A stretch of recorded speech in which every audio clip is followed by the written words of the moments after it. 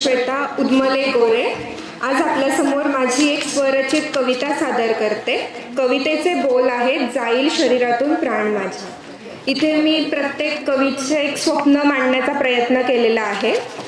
तर जाईल शरीरातून प्राण माझ्या पण एक एक अक्षर जिवंत असेल। जाईल शरीरातून प्राण माझ्या पण एक एक अक्षर जिवंत असेल। अरे आत्म्याला सुचलेली कविता आहे रे ही, अशी कशी सांग क्षणात निजेल। चढेल सरणावर जेव्हा मी तेव्हा हीच अक्षरे पोळून निघतील। चढेल सरणावर जेव्हा मी तेव्हा हीच अक्षरे पोळून निघतील।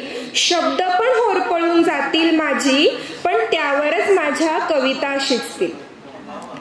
माझं ना एक स्वप्न आहे सर की मी भरपूर कविता लिहाव्यात। जेवढे काही विचार माझ्या मनात येत आहेत ना तेवढे मी कागदावर मांडवाय।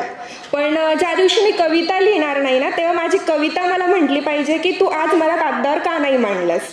तर या अनुषंगाने माझं पुढचं कडवं सांगते। एकटं प्रेत माझं जळत राहील, एकटं प्रेत माझं स्मशानात जळत राहील। सगळे सोयरे सारे निघून जातील। एकटं प्रेत माझं जळत राहील, सगळे सोयरे सारे निघून जातील। कागदावर मांडण्याचा अट्टहास घेऊन मात्र, ऐका हा, कागदावर मांडण्याचा अट्टहास घेऊन मात्र शब्द माझ्या समोर रडत राहतील। कवी म्हणून तर नाही जन्मले पण मरण मात्र मी असंच मागेन।